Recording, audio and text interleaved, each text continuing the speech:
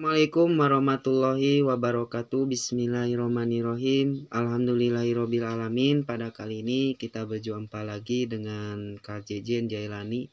Pada kali ini saya akan membahas kunci jawaban bab 2 tentang meneladani nama dan sifat Allah untuk kebaikan hidup. Pada kali ini yang akan kita bahas yaitu tentang soal uraian yang ada di buku paket kurikulum Merdeka, yaitu bab 2 kelas 7 ya.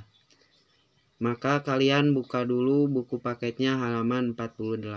Namun sebelum kita berajal, alangkah baiknya setiap memulai kegiatan kita berdoa terlebih dahulu. Bismillahirrahmanirrahim. Robbi zidni ilma warzuqni fahma birahmatika ya arhamar rahimin. Selamat belajar. Nomor 1, perhatikan pernyataan berikut ini. Allah memiliki nama-nama yang terbaik, maka bermohonlah kepadanya dengan menyebutnya. Tinggalkanlah orang-orang yang menyalahartikan nama-namanya. Mereka kelak akan mendapat balasan terhadap apa yang telah mereka kerjakan. Pernyataan ini terdapat dalam Al-Quran. Tuliskan dalil nakli yang menjelaskan pernyataan tersebut. Silakan kalian tulis. Itu jawabannya ada di Quran surat Al-A'raf surat ke-7 ayat 180. Silakan kalian tulis ayat ini ya. Yaitu dari walillahil asmaul husna sampai ke ya'malun ya. Sekian jawaban dari nomor 1 yang bisa kakak jawab. Silakan dilanjutkan ke bagian nomor selanjutnya. Nomor 2, mengapa kita harus meneladani sifat al-alim dalam menjalani kehidupan? Jawabannya adalah dengan meneladani sifat al-alim, maka kita akan terdorong untuk semangat mencari ilmu. Karena dengan mempunyai ilmu, itu manusia bisa dengan mudah mempengaruhi kehidupan di dalamnya. Misalkan kita beribadah tanpa ilmu, itu kan akan ditolak. Kalau ditolak ya kita akan apa? Menyesal ya. Tidak ada berguna. Nah, makanya dengan kemudahan itu manusia akan enak ya untuk menjalani kehidupan. Meskipun dia susah payah, tidak akan merasakan sulit ya kalau dengan berilmu. Ya, yang kedua, tidak sombong jika kita tahu sesuatu. Nah, kalau karena keyakinan orang yang berilmu dengan meneladani sifat al-alim itulah sangat tinggi. Karena hanya Allah lah yang maha tahu semuanya. Ilmu manusia itu tidak akan cukup untuk menguasai semuanya. Makanya ada orang yang pintar, maka di langit katanya ya masih ada langit. Nah, itu bahasanya.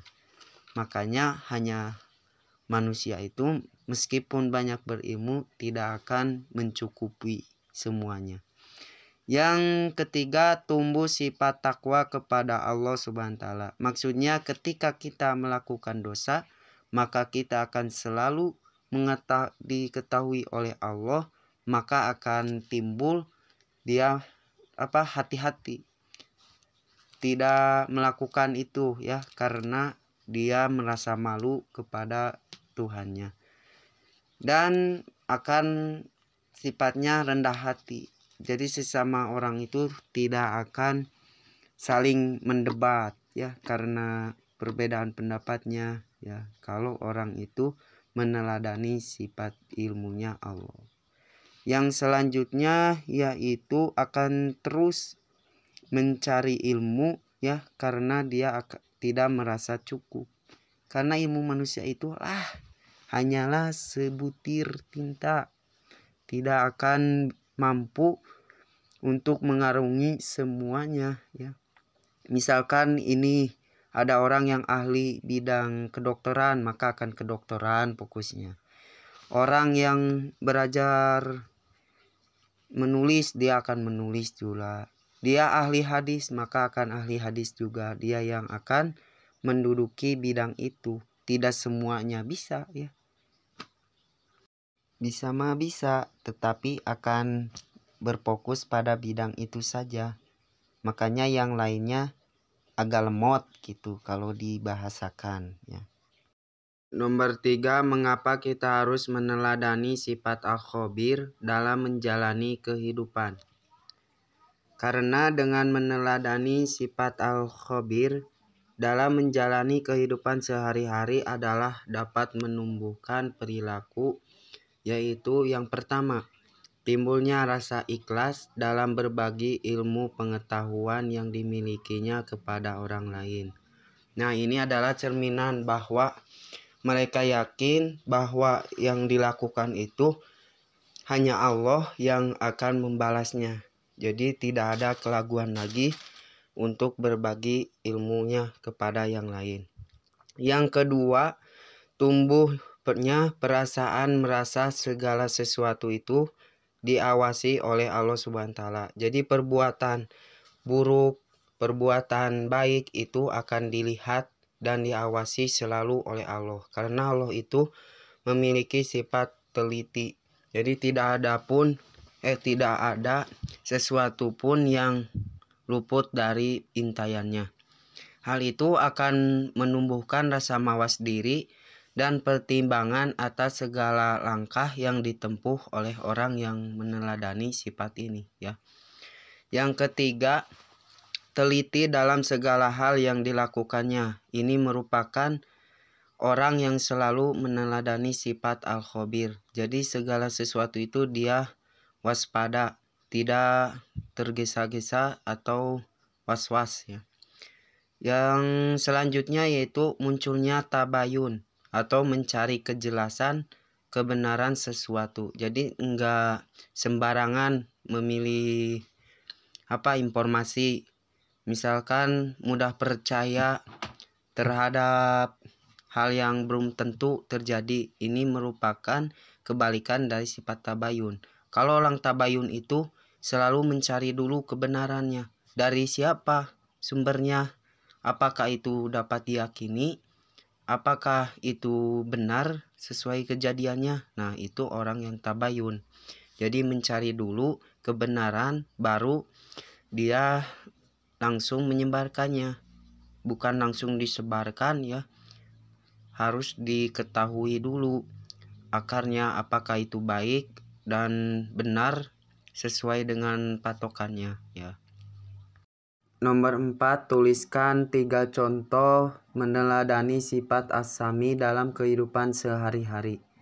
Yang pertama, mendengarkan pembicaraan orang yang baik perkataannya dan menjadikan perbuatan kita menjadi baik. Nah, ini contoh yang harus kita dengarkan. Yang kedua, menjadi pendengar yang baik saat kita dibutuhkan, jadi teman bicara. Ketika kita tidak dibutuhkan untuk jadi tidak pendengarnya atau tidak diizinkan, maka kita gak usah terus menyimaknya ya atau mendengarkannya. Yang ketiga, menggunakan telinga kita untuk mendengarkan hal yang baik. Misalkan ceramah, adanya pengajian, kita mendengarkannya, bacaan tilawah, sholawatan dan sebagainya yang ada di APK yang terbaik, maka kita harus bisa mendengarkan itu dan kita merasa hal itu baik ya. Terakhir nomor 5, tuliskan 3 contoh yang mencerminkan keteladanan terhadap sifat al-basir. Al-basir ini diartikan Allah yang maha melihat. Kalau yang melihat berarti kita harus melihatkan bahwa perbuatan-perbuatan kita itu baik. Misalkan kita melihat dan melenung kebesaran Allah Subhanahu wa taala dengan melihat alam dan seluruh isinya dengan tidak merusak apa yang ada di sekitarnya. Misalkan kita merawatnya, saling sayang, tidak saling merusak ya.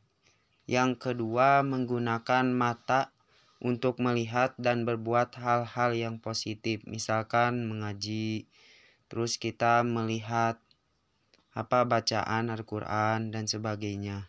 Yang ketiga, ini isinya yang tadi ya, yang nomor 2. Membaca, menghafal, mentadaburi, serta mengamalkan ayat-ayat Al-Quran dengan baik. Segitu yang bisa saya sampaikan.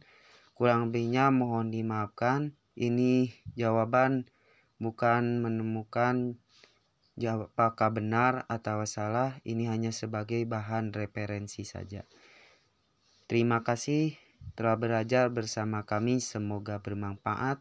Wassalamualaikum warahmatullahi wabarakatuh.